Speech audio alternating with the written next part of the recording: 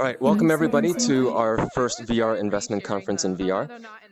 Thank you everybody for making it to our, we have our panels, exhibition, and we also have our networking sessions. Um, our schedule for today, we're going to have our enterprise and entertainment market panel first, for about 15 minutes. And then we're going to have a Speak with the Speakers networking session. And then after that, we're going to have our VR investment panel. And then after that, we'll have another networking session. And then after that, exhibition's open for everybody for networking. We have all the booths there and all exhibitors here. Once again, thank you all for coming. This is the way this came about. So I'm Jeremy, first of all, from Virtual World Arcade, founder and CEO of Virtual World Arcade. We do content development, and how we arrived here is we realized that we get a lot of our content development projects and clients from conferences. Is it possible to have a higher volume? Hold on. Maybe you could try to move a little bit closer. Yeah, we understand that might be a. We are a lot of people talking. I did. Yes, they're over there. So basically, how do we make conferences less lower cost, more time saving, or more time efficient, and easier to get to? So that's sort of how the virtual conference idea came about. We've been doing meetups in VR for the past few months, and sort of been ramping up to this investment conference. This app that you guys are using now, our dev team from Virtual World Arcade has been working on for the past 2.5 weeks. So definitely a lot more features, a lot more feedback that we need, and a lot of learning that we have to do to make this more successful in the future. But we are planning the next conference to be our coronavirus and climate change conference on Earth Day, April 22nd. So if you're interested in participating in that, feel free to email us. All right, so without further ado, we have all our panelists here. We're going to go ahead and start with our panel. I'll be moderating the panel, and I'll go ahead and just do a quick rundown of the panelists so we could do a brief intro. So I'll start one more time. Hello, everybody. My name is Jeremy Lamb. I'm the founder and CEO of Virtual World Arcade, and we create VR content. And we're also working on this virtual conference in VR concept project. Yeah. Hi, everyone. My name is Ryan Origin, and I'm head of interactive at Woojer. We make wearable haptic devices, and if you have any questions about how that would fit into VR, hopefully you'll learn more about that on the panel. And Jeremy, thanks for having us. Thank you. Hey, everybody. This is Greg Rufo. I'm CEO of Sodalicio. We're doing experiences in community for well-being. And thanks, Jeremy. Thank you very much. This is awesome. Yeah. And Pam? Hi, my name is Pam. I'm President CEO of In Case of Emergency, and we make sure people don't die. And we do a lot of the training using virtual reality, things like CPR training, active shooter, anything where someone could die.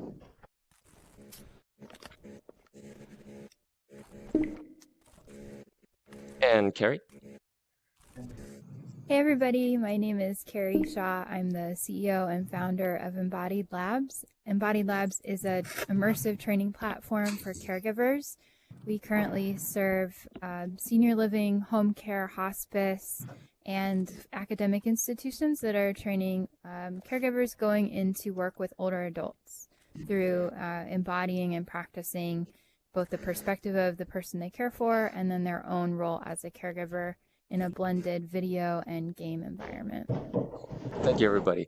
Now, our audience today consists of a lot of, I think each audience member would see a little piece of themselves in each one of our panelists here, whether they work in entertainment, games, or whether they work on hardware, or whether they work on enterprise solutions, training, and other fitness, health, any other enterprise verticals. So what I want to ask you all first is, what has your market in your sector, whether it's entertainment, enterprise, how has your market been for the past few years, and what has your working business model been for our entrepreneurs and our investors out there? We can go down the line again. Yeah.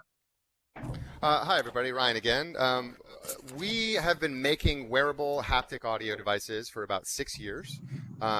The first product, I believe, was kickstarted, I want to say like 2013, 2014. That was before my time at the company. So our products for those of you who are not familiar with haptic devices, you all have haptic devices in your pockets, right? So any of your cell phones or video game controllers, those are basic haptic devices. But we make our vibro-tactile haptic devices. So what that means, it takes audio streams and it converts that into vibration that goes through your body. Now, as you can imagine, anything then that has a decent audio soundtrack and good audio implementation would benefit from the integration of this kind of device. So for us, VR, where immersion and presence is one of the most important factors, engaging the sense of touch using the audio that's already there allows people to become much more connected to the thing that they're experiencing, be it a training protocol or a video game or a movie or whatever it is. So as video games have obviously remained extremely popular over the years, and VR has ramped up significantly over the last 6 years. So with the advent and popularity of things like Oculus Quest, we have seen our Kickstarter, for example. Last year's Kickstarter was $200,000. This year's Kickstarter was $2 million. So we had a 10x growth over our Kickstarter over the last year. So if that's any indication as to the what people are looking for in our products. And a quick follow-up question, what part of the market would you say contributes to the most of your sales? Is it entertainment? Is it... That's an interesting question. So it's a tricky one, right? So we need to do better research on our side, but our products are sort of universal that way. So we get an interesting web of mix, right? So for example, some person might be super into their Oculus Quest, but then play a lot of Xbox One, but then also work out. So really, people sort of take our products and put them into their lives the way that they see fit. So everybody's kind of got their own mix, but the general theme is now VR users and gamers. But it's surprising the number of aspects of ways that people integrate our products into their lives. I see. So Thank you, Ryan. It's more diverse than you would expect. Okay. Greg, what about your business model and the market that you're targeting? What does that look like? Sure. Hi, everybody. Jeremy, we're looking for direct-to-consumer. We're pre-product, as you know, but we're pre-product. We're direct-to-consumer in the mental wellness space. And we see the market as emerging. We're long-term very bullish on this market. The number of consumers who are interested in our product, which is, as mentioned, it's a membership subscription service, is something that we have imagined to grow over time. As we've seen great growth with the Oculus Quest, we see extended reality being the major media consumer device, and we're looking at riding that wave but it's definitely a emerging market for us. So targeting consumers in the mental wellness space, yeah. And Pam, you're special on this panel because you don't come from VR, but you come from safety training. Could you explain a little bit for us what your market was pre-VR and your business model was pre-VR, and now how has that changed with VR?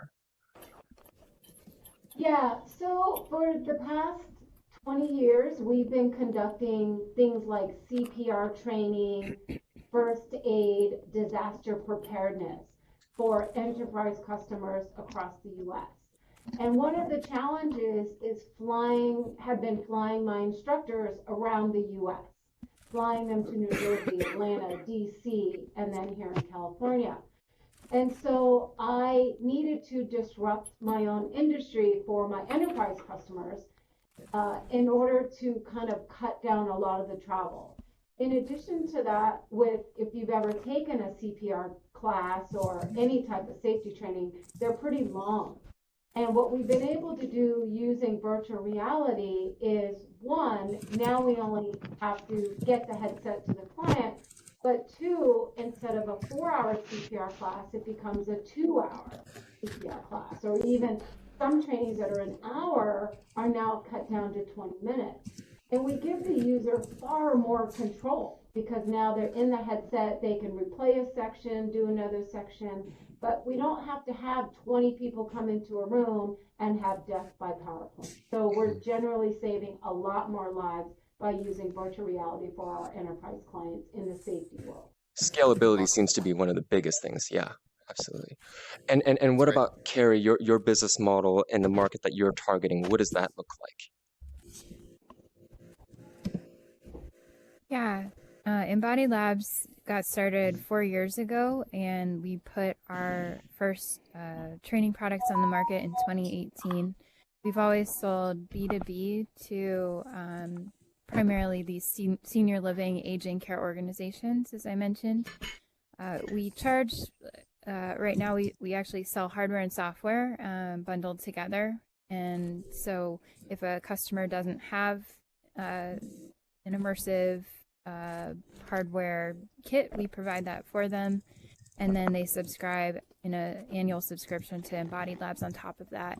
Prices range, depending on the size of the organization, between $4 and $8-10 a person a month per year. So yeah, we've primarily really focused on growing this subscription-based B2B enterprise SaaS model. Okay, thank you, Carrie. And at this point, we're going to start doing panels a little differently than you would normally see in real life.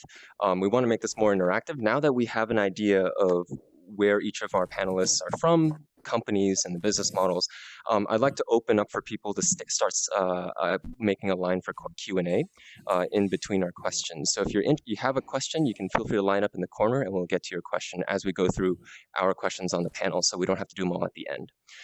So you're welcome to line up now if you have questions. So the next question for our panelists from our moderator is, so where, what does the future look like for your company? Where do you see your market headed? Where do you see your company headed? And are you currently seeking investment to take you there? The future, what does the future look like? We could start with Ryan if he's still here. Cool, I am still here. Yep. Just FYI, I may be in a weird position because my avatars aren't updating, but it seems like the audio is working. So no, it's fine, totally fine. Thanks again for having us. So where does our market, where do I see things going for us? Well, as I mentioned before, we've seen 10x growth in our Kickstarter in 1 year, right? We went from a $2,500 Kickstarter to almost $2 million Kickstarter from 2018 to 2019. So what does that tell us? That tells us that people are extremely interested in augmenting entertainment experiences, right? I should also add that thanks to Catherine, who's here, thanks Catherine, wherever you are, we are beginning trials soon to show that our product allows esports professionals to play at a measurably higher level, right? So the goal that we're going after is, can we show that our products allow the best esports athletes to raise their skill ceiling?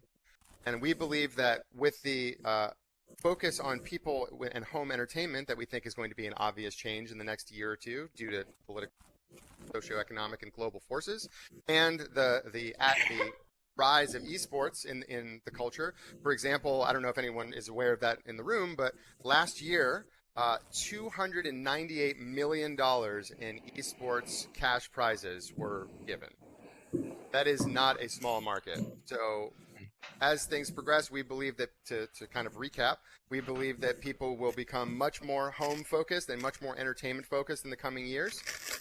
And we can show that our growth curve points to that, right? A 10x growth curve in 1 year. As far as investment, we did get a great Kickstarter rolling, but we are always looking for investment to help enhance and develop new products and get our technology out to the world. I should add that for investment purposes, we have a complete patent portfolio outside of just the products that we make, but the products the wearable consumer products that we make contain haptic devices that are part of our haptic portfolio and are unique to the world and extremely well suited for haptics.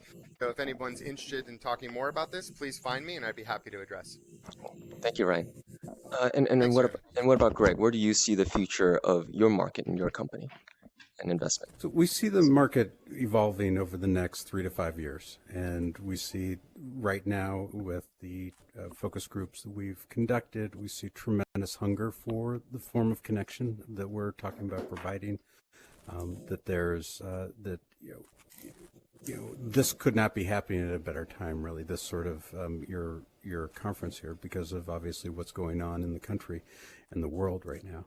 And we see this need for people to be able to come together in a place where they can be themselves, where they can get support, where they can get a sense of belonging that is sort of the antithesis to the polarized, divisive, rivalrous world that they face day to day. So see tremendous growth over the next 3 to 5 years as more and more people get familiar with it. And are you currently seeking investment for your project? Yeah, we're currently seeking investment to bring our team together as we're working on various projects with collaborators. Okay, thank you.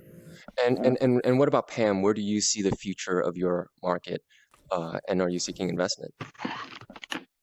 Right. So where we see safety, for example, what we're going through right now with the pandemic, is clients need additional ways to train to allow users to not always be face to face, to give them the experience that they need. So really what our goal is we self-funded. We were unable to seek any venture capital funding. So we went ahead and self-funded it at $100,000 in 2018.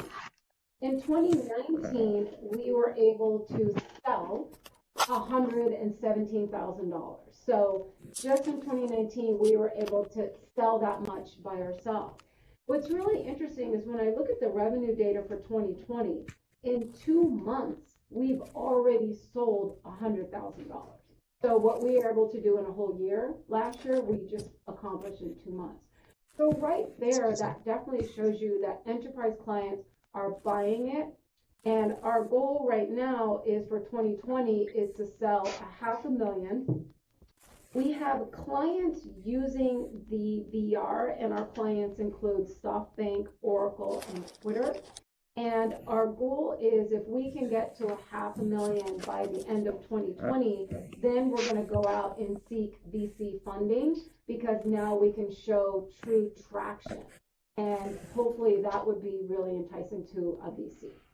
Awesome. Thank you, Pam. And what about Carrie, the future of your market, your company, and are you seeking investment right now? Yeah, so Embodied Labs is really serving this need in aging care right now, where we know that our fastest growing demographic is older adults, the 65 and up. 10,000 of them enter this age bracket a day. It's growing faster than ever before in history.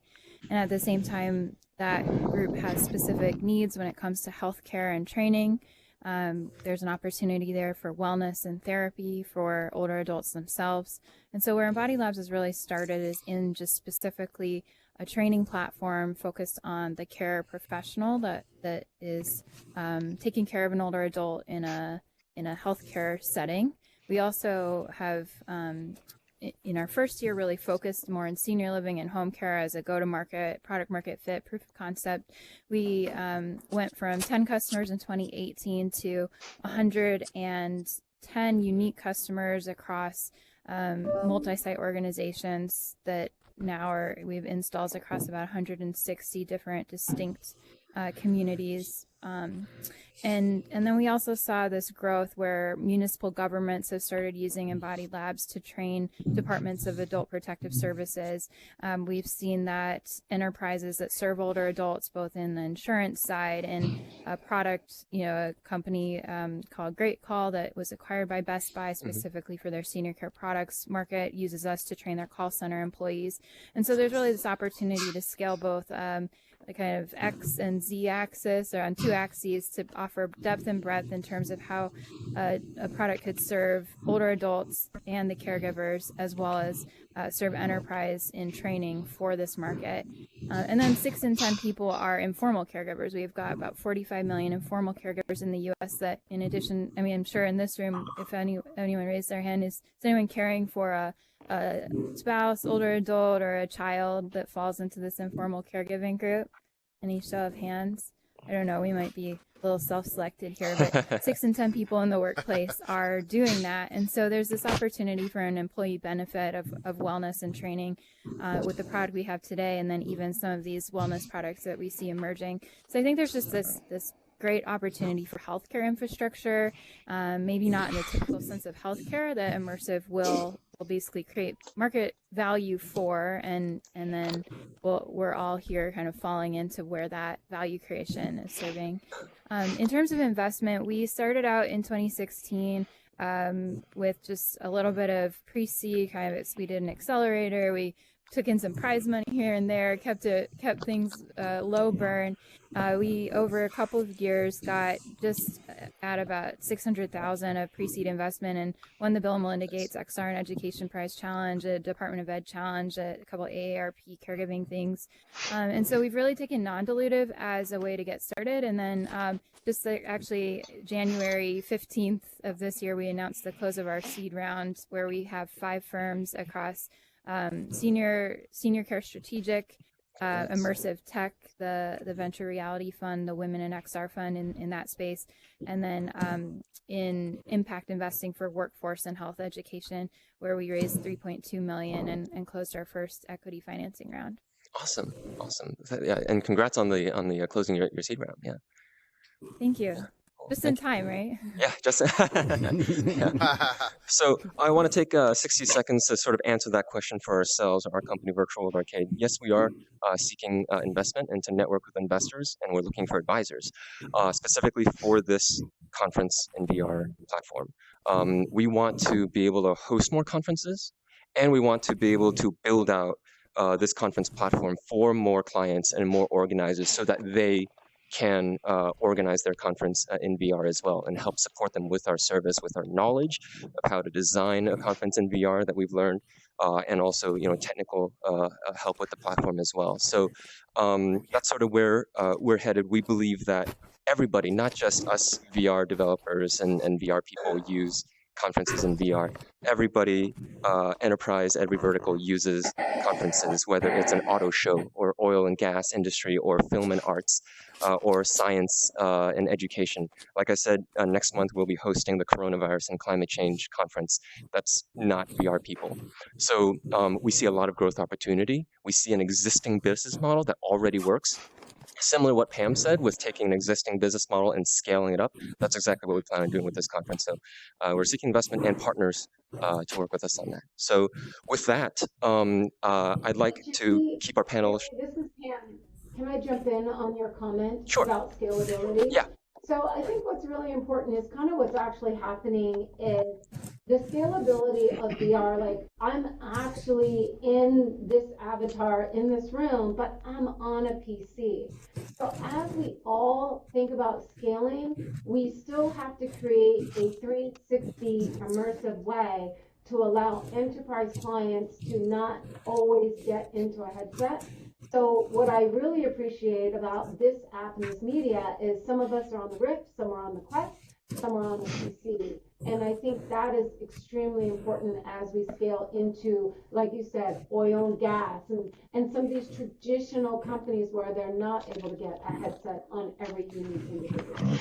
Thank you for that, Pam. And actually, this will work on the Go, Oculus Go, next month in April. So Awesome. yeah. So with that, I'd like to conclude our panel and move on to our Speak with the Speakers networking session. One of the things we learned is networking is highly, highly effective in VR. Instead of having us talk for all day, we're going to have you guys come up now that you know who's who. Let's break out. I'm going to ask the panelists to move over to this white area so we can set up the next panel, but we can break out into our networking breakout and speak with whoever you wish to speak with. Pick their brains. These are the area experts. These folks have the experience in their fields in mental wellness and VR, in training, in healthcare training, safety training, in hardware and entertainment. And development. So yeah, we're going to open up this up to networking breakout, and then we're going to start the next panel in about 5 to 10 minutes. Thank you, everybody. Thanks, everyone. Thanks, everybody. Jeremy, I'm going to restart. And where should I go when I restart? You're free to go. You could do networking. You could go back to your exhibition booth. Oh, and I also want to say everybody on the panel right now has an exhibition booth. So when the exhibition opens again later after the panels, you can go see each and every one of them at their booth with their marketing assets. Thank you. Great. I'm going to restart. Thanks, everybody. Cool. Thank you. Hi, Tipsat. Hey. So you'll be up in about 5 or 10 minutes. Okay. Yep. Thank you, Tipsat. Yep. I'm going to gather the other speakers. Yeah. Hey. Hey, Slim. How's it going? Hey, Greg. Oh, well, how you doing? So how Doing well. Thank Thank you. What's your platform like at the moment? So, Is it what are you guys working on? We also have Development more would be good quiet networking space upstairs and out there if this room starts getting You mean crowded. we've got a number of just in experiments general. that we've been working on. In general. Putting together into the overall thing. Oh, you were for me. Oh, it's Dylan. Oh yeah, that'd be great. Yeah. Yeah. More about it. Sorry for that. He's doing like research. Yeah, into it's it like at we the were moment. just talking about it yesterday.